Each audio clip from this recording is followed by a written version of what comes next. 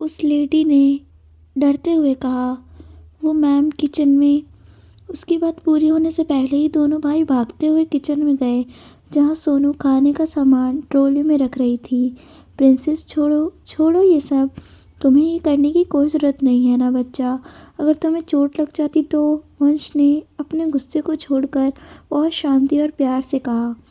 ये देख अंश भी हैरान था। जो लड़का ज़्यादा गुस्सा नहीं करता था, पर जब आए तब मुश्किल से शांत नहीं होता था। करने दो ना वंश, क्या आपको मेरे हाथ का खाना पसंद नहीं आएगा? डेविल, समझाओ ना इन्हें, उसने वंश के हाथों से प्लेट छीन कर कहा। प्रिंसेस, वंश सही कह रहा है। तुमने देखा ना यह काम के लिए कितने लोग हैं, तो तुम ये नहीं कर सकती। और यह मेरा ऑर्डर है, अंश ने थोड़ी सख्ती से कहा। तो सोनू ने अपना निचला होठ बाहर निकाल लिया। अंश ने उसका हाथ पकड़ लिया और उसे बाहर लाकर चेयर पर बिठा लिया और दोनों उसकी पास वाली चेयर पर बैठ गए। उन्हें उसका उदास चेहरा बिल्कुल अच्छा नहीं लग रहा था, पर यह ज़रूरी था। वैसे भी डॉक्टर ने उसे अच्छे से आराम करने के लिए कहा था, पर ये थी कि उसकी एनर्जी कभी ख़त्म ही नहीं होती थी। सर्वेंट ने नाश्ता टेबल पर रखा तो वो सर्व करने के लिए उठने लगी। अंश ने उसे घूरा तो वो मुंह फुलाकर चुपचाप बैठ गई। उसी फीमेल स्टाफ ने सबको सर्व किया और चली गई। अब क्या आपको खिला भी नहीं सकती? उसने हाथ बांधकर चिढ़ते हुए कहा। तो दोनों हंसने लगे और अपना मुंह खोल लिया, जैसे कह रहे हो खिलाओ जल्दी। वो खुश हो गई और उन्हें खिलाने लगी। थोड़ी देर में तीनों ऑफिस के लिए निकल गए, पर इस बीच सोनू का मुंह फिर से फूला हुआ था, क्योंकि आज वंश ने सोनू को बिल्कुल भागने नहीं दिया और बहुत सारा खाना खिलाया। दोनों के बीच बैठी वो बस सामने देख रही थी, इसलिए वंश बार बार उसे टीज कर रहा था। ऐसे ही तीनों ऑफिस पहुंच जाते हैं। वहीं एक्सेल भी किट्टी को लेकर ऑफिस ही आया था। दोनों गाड़ियां साथ में पहुंची तो सोनू और किट्टी एक दूसरे को देख खुशी उछल पड़ी और गले लगने लगी। एक्सेल ने पूरी रिपोर्ट अंश और वंश को दी थी, तो अंश ने कहा, उसे कभी भी अकेला मत जाने देना। तुम खुद उसके साथ रहना जब तक उस शेरा का किस्सा ख़त्म नहीं होता।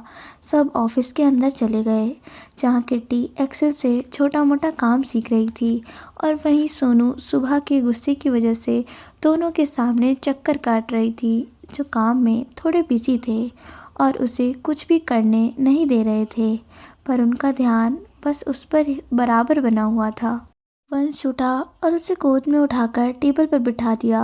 उसके हाथ से अपना टैबलेट लेकर कानों में हेडफोन डाला और कहा, अब तुम आराम से कार्टून देखो, तब तक हम वर्क फिनिश करते हैं, ओके ना?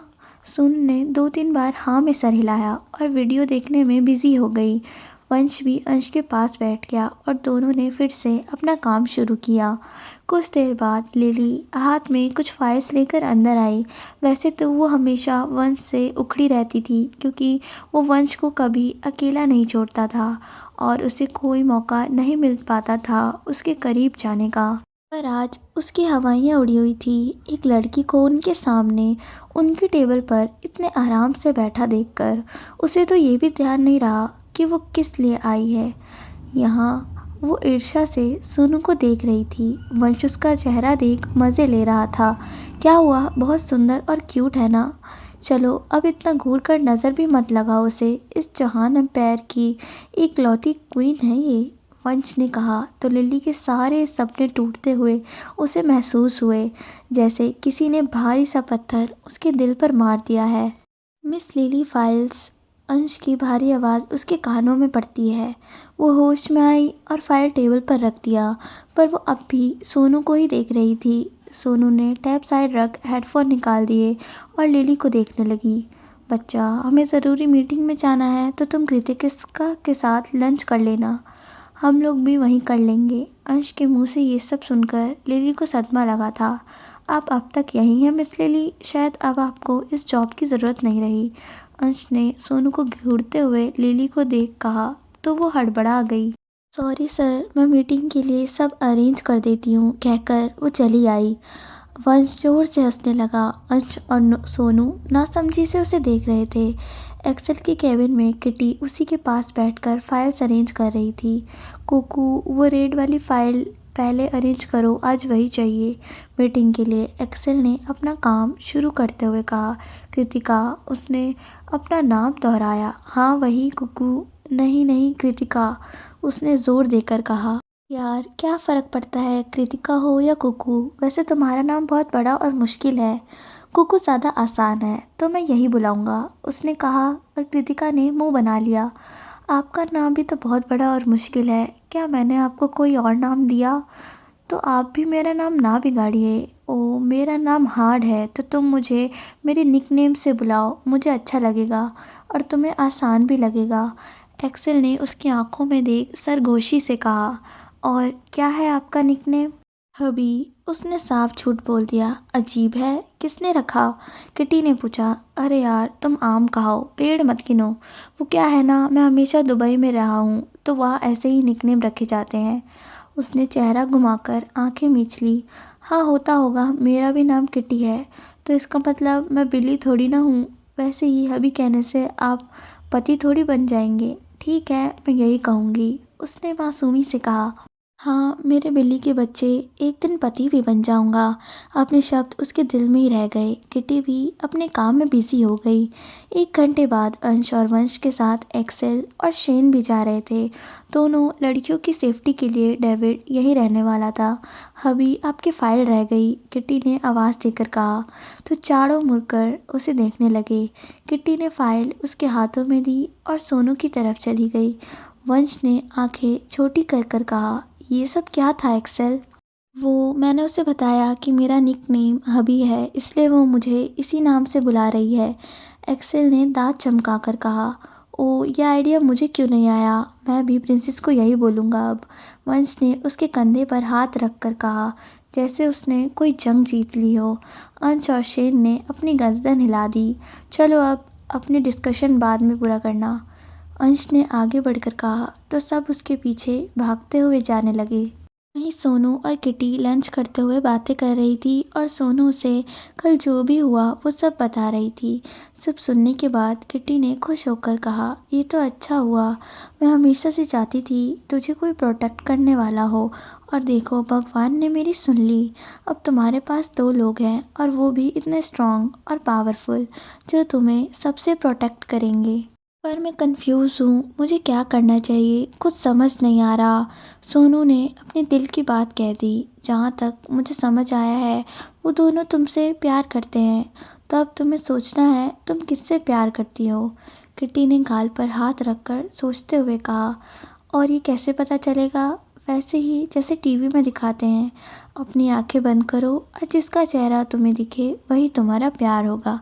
किटी ने चुटकी बजाकर कहा, जैसे कोई मिस्ट्री सॉल्व करती हो।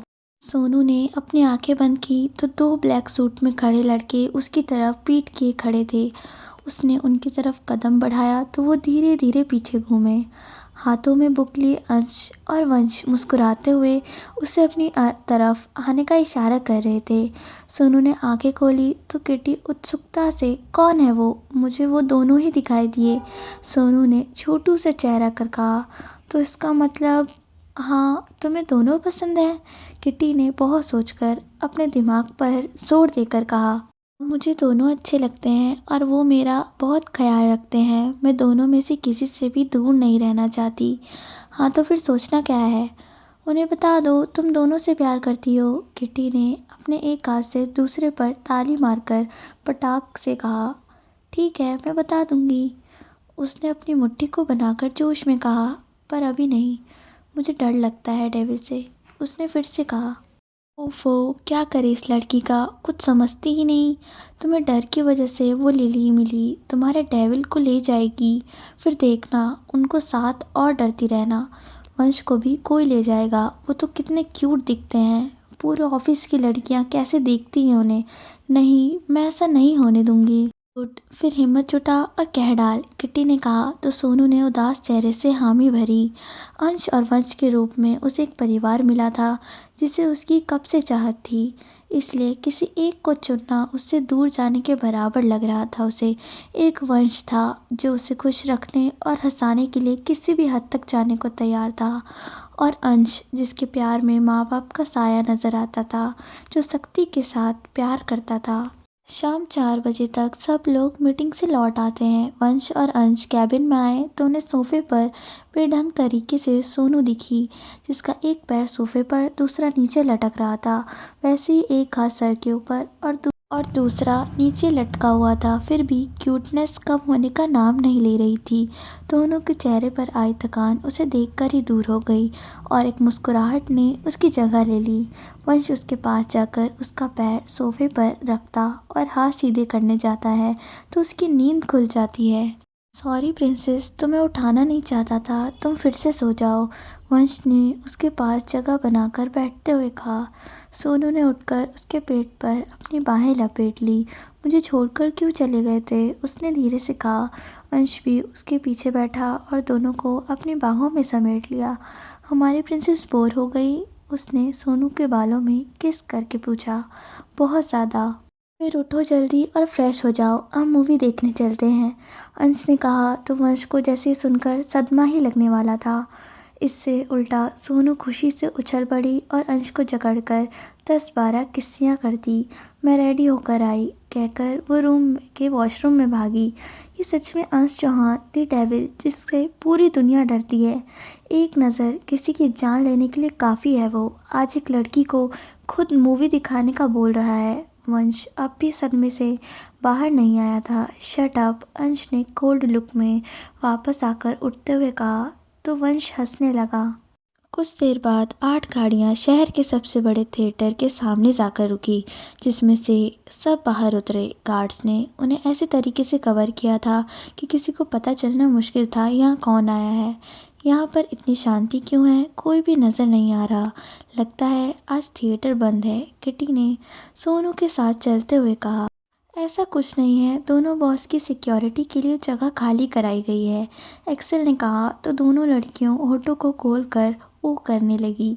थिएटर का मैनेजर खुद सबको रिसीव करने आया क्योंकि उनके तो भाग खुल गए जो माफिया किंग्स वहां पर आए।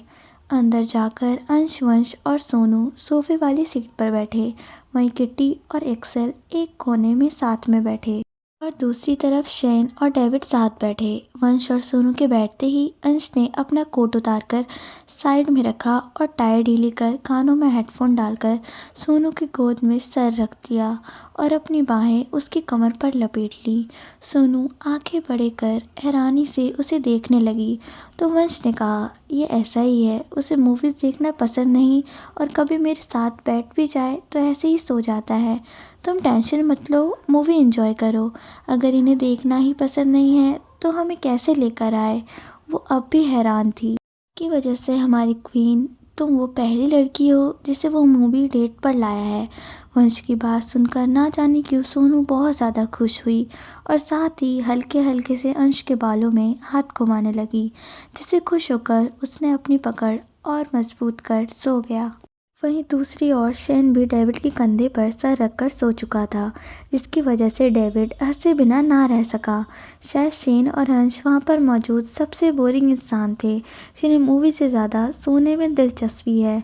मूवी हॉरर थी जिसमें से अचानक एक सीन आया जिसकी वजह से किट्टी ने अपने हाथ में पकड़े सारे पॉपकॉर्न उछाल दिए। हाँ, लगता है बिल्ली का बच्चा डर गया, एक्सेल ने हंसते हुए कहा। नहीं, मैं नहीं डरी, बस चौंक गई थी। ऐसे कोई अचानक चाकू लेकर सामने आएगा तो इंसान थोड़ा चौंक ही जाता है। मैं कहाँ रोज़ रोज़ ऐसी मूवी देखती हूँ, इसमें डरने वाली क्या बात है, मुझे नहीं लगता डर, किट्टी अपने आप को डिफेंड करते हुए बोलने लगी, जिससे एक्सेल अपनी हंसी को छुपा रहा था वरना वो बुरा मान जाती। हाँ मेरी कुक्कू, मुझे पता है तुम नहीं डरी, अब जल्दी से मेरे पास आओ क्योंकि मैं बहुत डर गया था और अब भी लग रहा है, देखो मेरे हाथ पैर अब भी काँप रहे हैं। उसने डरने की एक्टिंग की।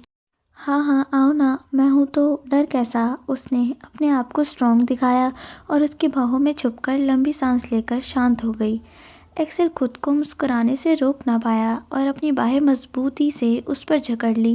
वहीं सोनू का भी कुछ ऐसा ही हाल था। वो पूरी तरह वंश की बाहों में छुपकर एक हाथ के पीछे से थोड़ा थोड़ा मूवी को देख रही थी, जिसमें जब कुछ नॉर्मल सीन्स आए वहीं वंश मूवी एंजॉय करते हुए सोनू को पॉपकॉर्न खिलाए जा रहा था।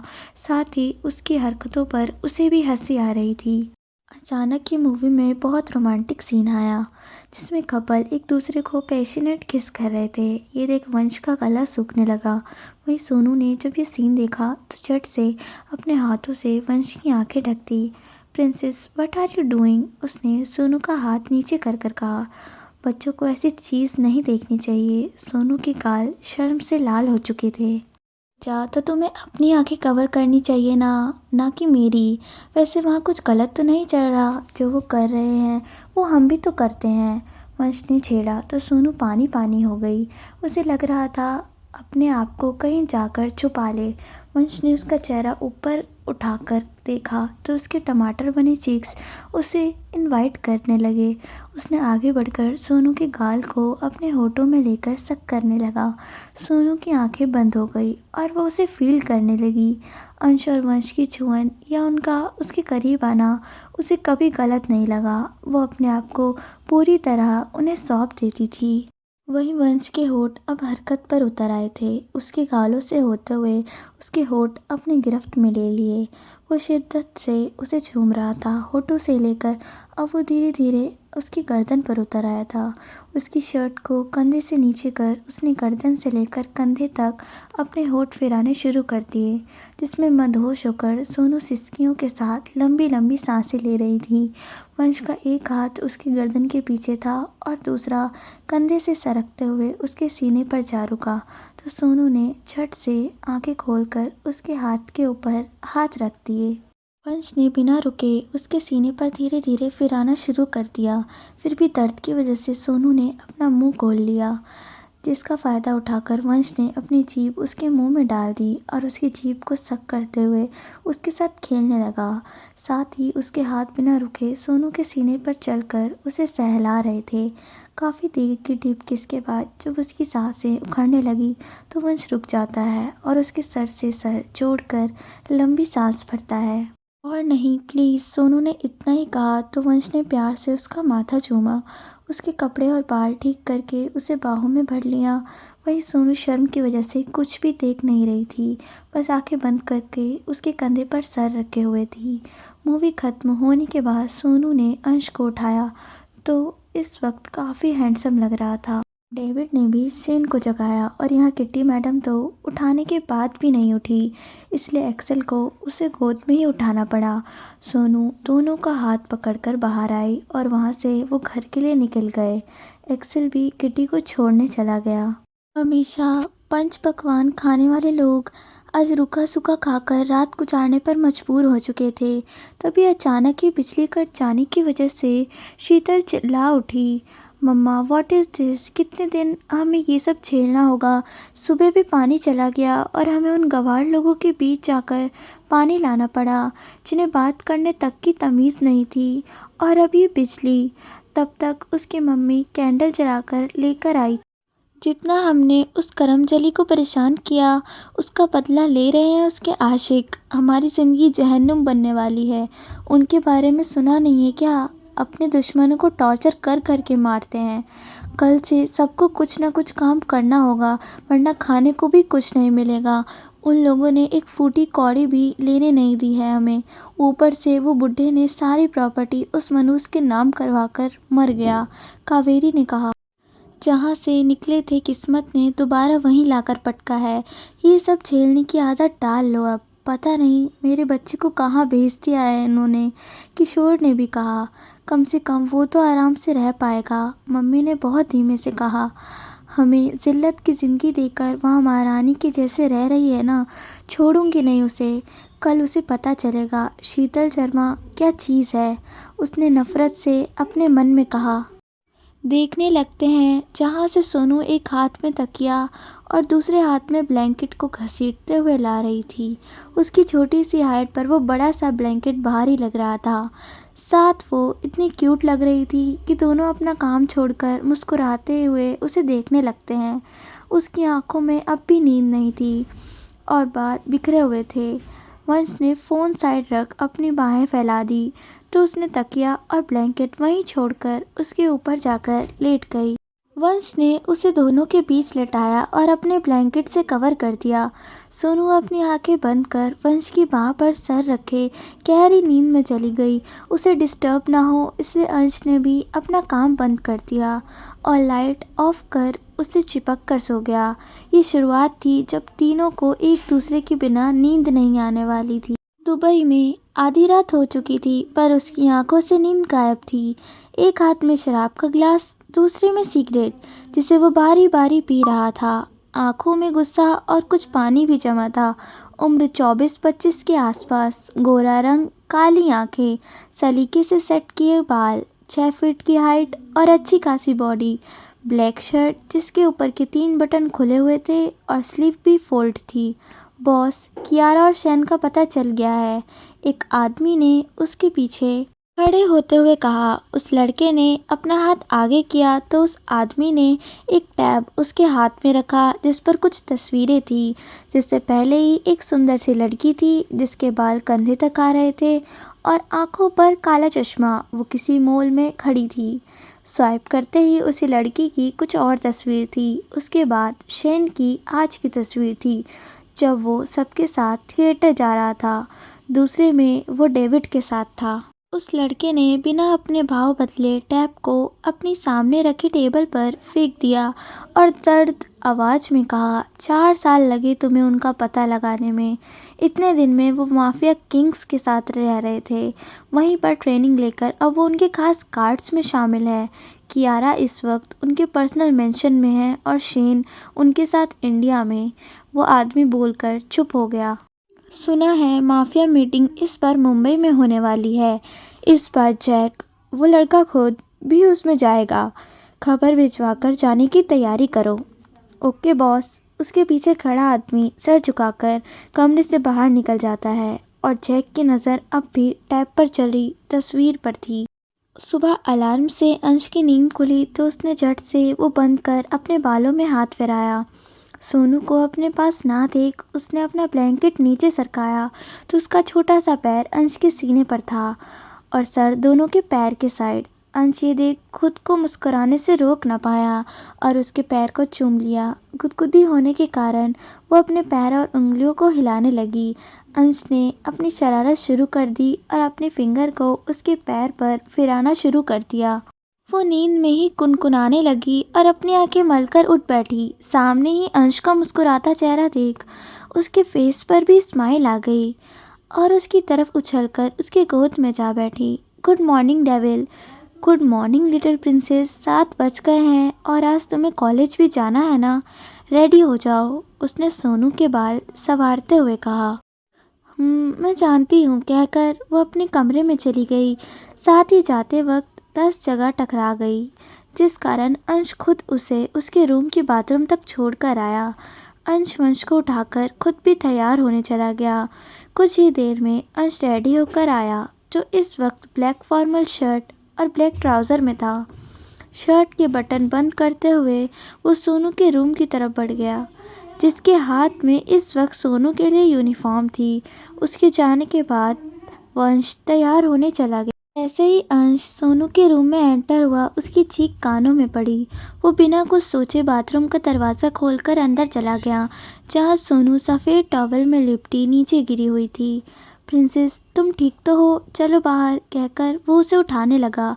नो, वो डरते हुए उससे चिपक गई।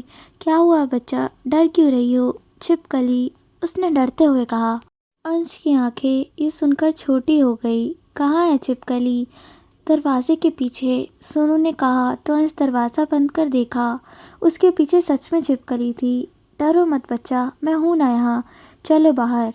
नहीं, पहले आप उसे भगाओ तभी मैं बाहर आऊँगी, सोनू ने उसे पीछे खींचकर कहा। अंश ने आखिरकार हार मान ली और वहीं रखी एक बॉटल लेकर उसे भगाना शुरू कर दिया। वो तब तक उसे भगाता है जब तक वो बाथरूम से बाहर नहीं चली गई। ठीक है, अंश ने उसे देखते हुए कहा तो उसकी नज़र उस पर अटक गई। इस टॉवल में वो क्यूट के साथ साथ बहुत हॉट भी लग रही थी। हर्ष, थैंक यू डेविल, आपने मेरी जान बचा ली वरना वो मुझे कच्चा खा जाती, सोनू ने अपने सीने पर हाथ रखकर गहरी सांस लेते हुए कहा। उसका तो पता नहीं, पर मेरा मन ज़रूर हो रहा है तुम्हें कच्चा खा जाने का।